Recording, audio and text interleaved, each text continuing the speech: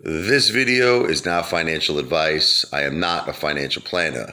I am an entertainer, baby. The one and only ape father in the house. Wow! I mean, I tell you, I feel like I'm in the land of corruption. It's like just corruption is everywhere. I just watched this interview on Elizabeth Warren talking about three top officials in the Fed that are allegedly involved in insider trading, where they're selling their stocks or whatever it is, a day before major announcements. Sounds familiar, right? Just like the top executive, what was it, at Robinhood, the president of Robinhood, who sold his, his stocks. Remember when they were going to turn off the buy button in January? It's just like you just keep hearing about this stuff over and over and over again. And it just seems like it's everywhere. It's very, very frustrating. Let me show you this interview.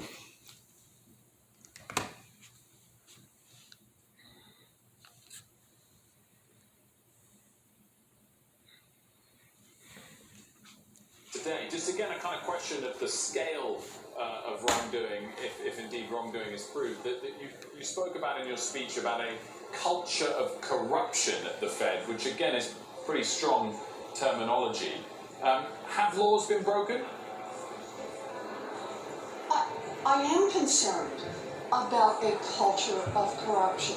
When we find out that there have been three different high officials at the Federal Reserve who have engaged in practices that may be a violation of law, but certainly undermine the public's confidence about whether they are acting to line their own pockets or on behalf of the American people, that's a real problem. And it's a real problem in leadership. We need a leader who makes it clear. I mean, this actually shouldn't have been an issue.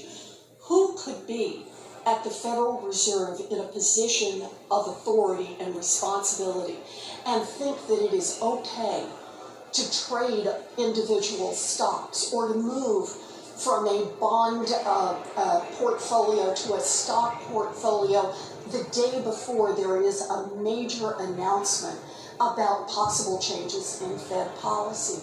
This is not hard stuff, and it shouldn't be even close to the line. And that raises questions about leadership. I've already said that I will not support the renomination of Chair Powell, but I think this is a second big problem.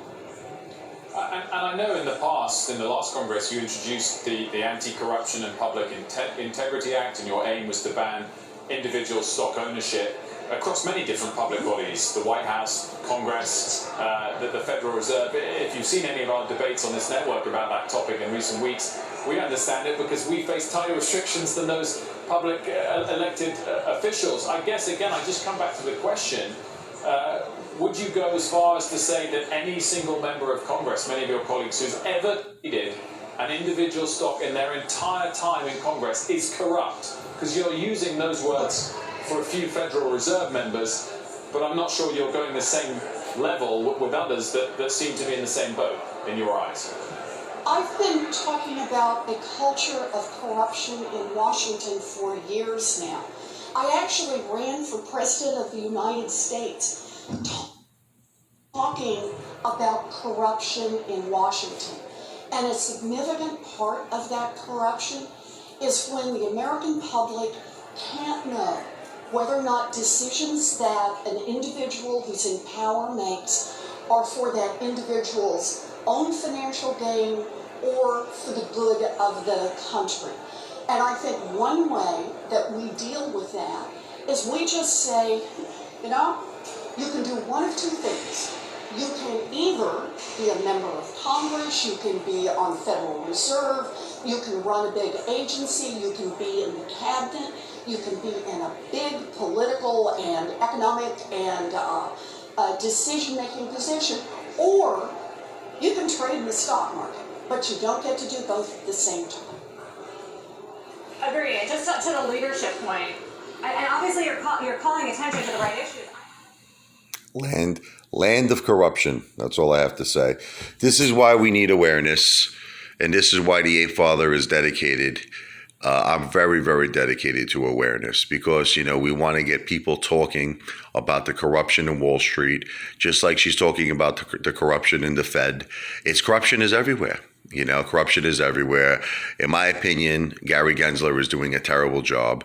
Everything with him is on the table. Everything with him is a delay. It makes you wonder why. I mean, I'm not saying anything except that it makes you wonder why. That's all I'm going to say about that. And, Ken Griffin seems to continue to have this ticket to ride, and it's got to come to an end. The corruption has to come to an end. And this is why I say to you, my brother and sister apes, we are, in fact, a movement. Yes, we're all going to make money. We will have the squeeze. But it's more than just money, at least to me. All right, maybe it's not to a lot of apes, because I do get messages from apes. They tell me, Ape Father, I'm in this just to make money. I don't care about, I'm not looking to change anything for the better. I'm not, I just want to make a couple of bucks. Well, I differ. My opinion is different. I want to make a change, okay? I want this corruption to end. And the Ape Father is dedicated to awareness for the AMC apes.